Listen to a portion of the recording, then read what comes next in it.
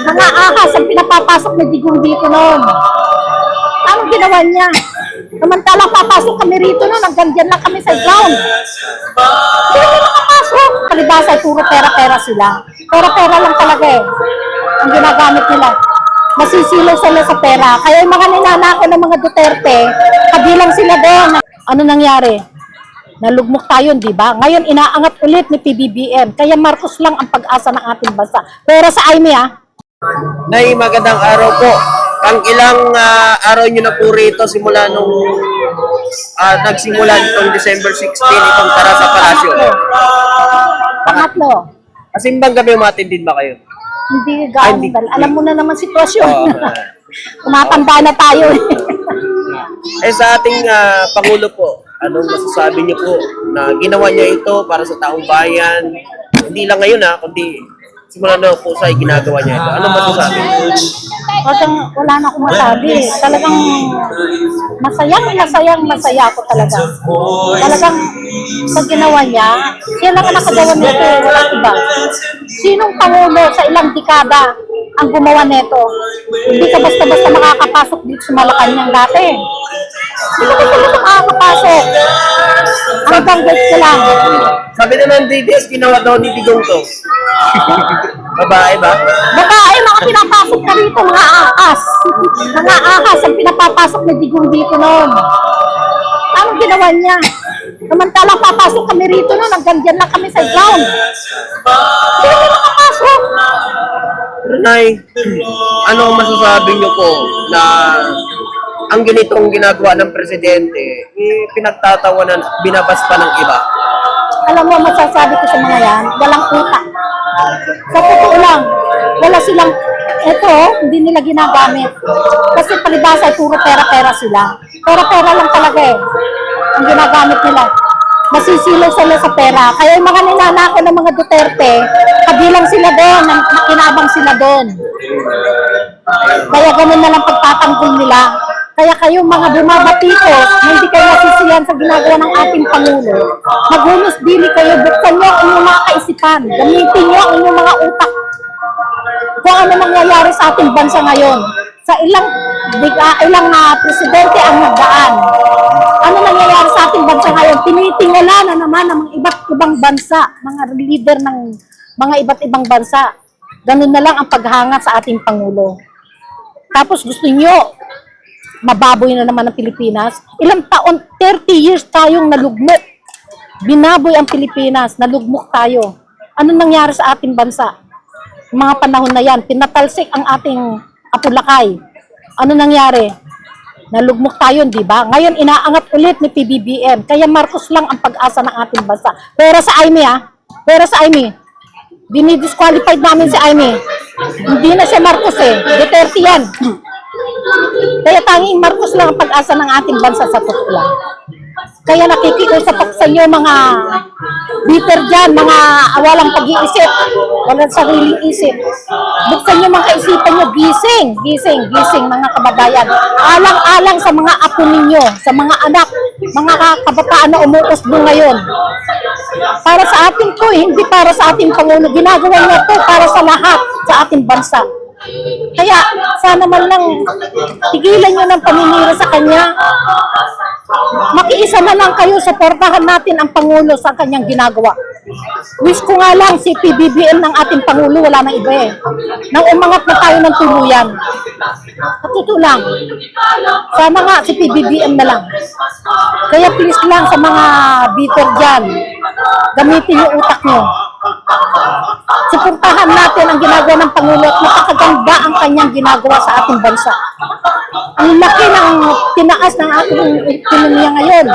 Kinikilala, tinitingala na naman ang Pilipinas. Isipin mo yung mga pangdigmaan natin, puro mga bago ngayon. Sa ilang dekada, hindi bago yan, hindi nabilan ng bago. Bumili man, puro mga second hand. Hindi ba? Ang mga build ni PBBM ngayon, Yung build na yan, kaya pinakay pa yan talaga. Yung ano ni Duterte, ano ang ginawa ni Duterte, may nagawa ba siyang build na talagang tapos?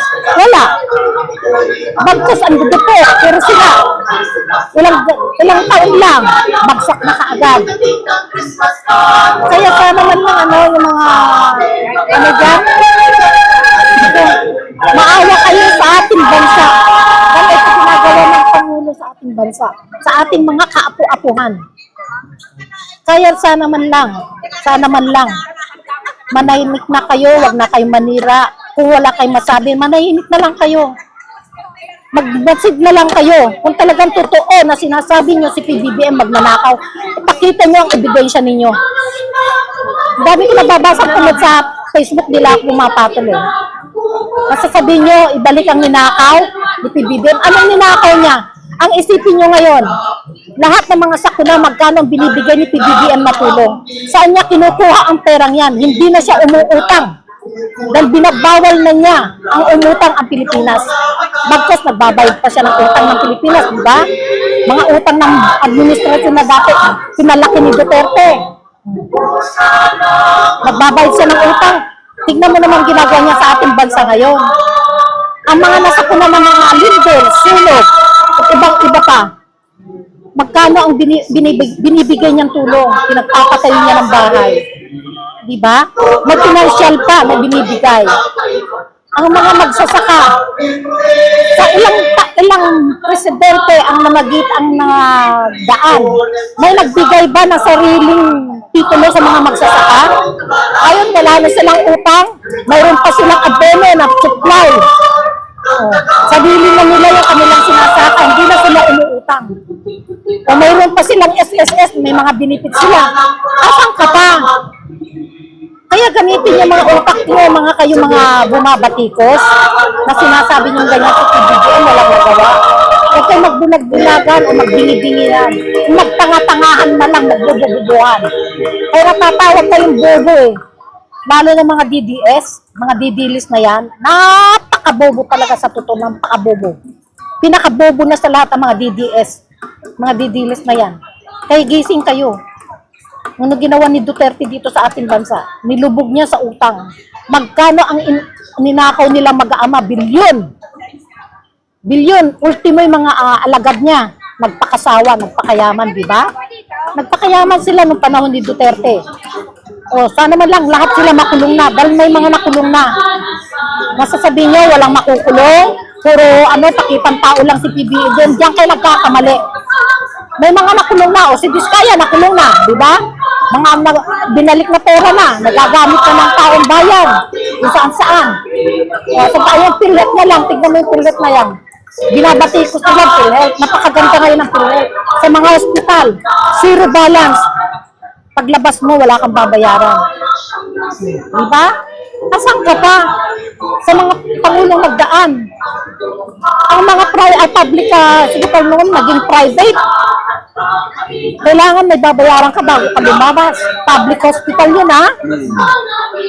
Pero kailangan may lalo ng kidney center, cancer, lung cancer, yung lung cancer na ano na yan.